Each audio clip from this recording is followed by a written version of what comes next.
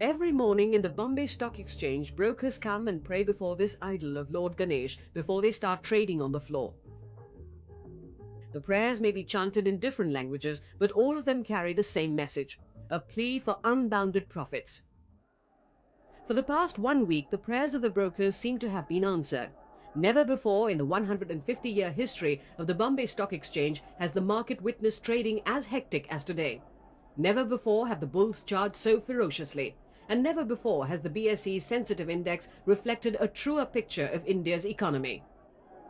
The current boom in the stock market, with the Sensex continuing to maintain its position over the 4,600 mark, is in stark contrast to the scam-tainted boom of 1992-93. The earlier boom was whimsical and not based on strong fundamentals. Even scripts of sick and loss-making companies zoomed because they caught the fancy of highly liquid investors like Harshad Mehta.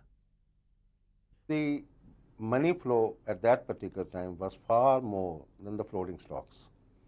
And the operators which came into that were very hard operators because the money was easy in their hand and they could play with that money and take the prices to their liking. And that is what happened. The fundamentals were not that strong. Foreign financial institutions have found India to be one of the favorite emerging global markets and have pumped in almost $2.5 billion in the Indian bourses. The positive response to euro issues raised by Indian companies abroad has also added to the general euphoria. Structural changes introduced by the Stock Exchange Regulatory Board of India also contributed a good deal.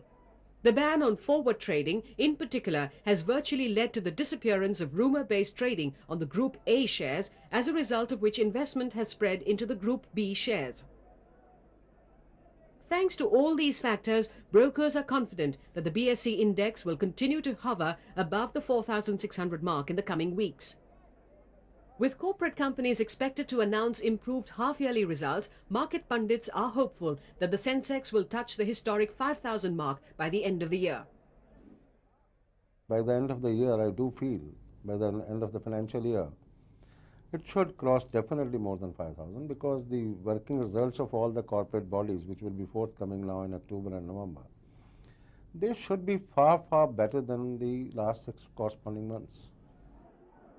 With radical market reforms like futures and options trading in the offing and the general economy of the country continuing to be on a soundboard, it is certain that the brokers' invocations for profitable days will continue to be answered.